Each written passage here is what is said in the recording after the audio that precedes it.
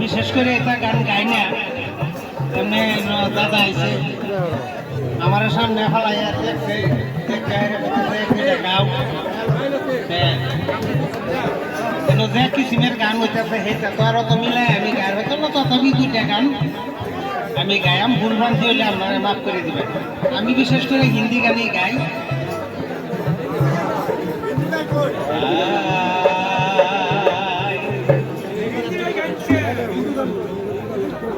ওরে উতাল হাওয়া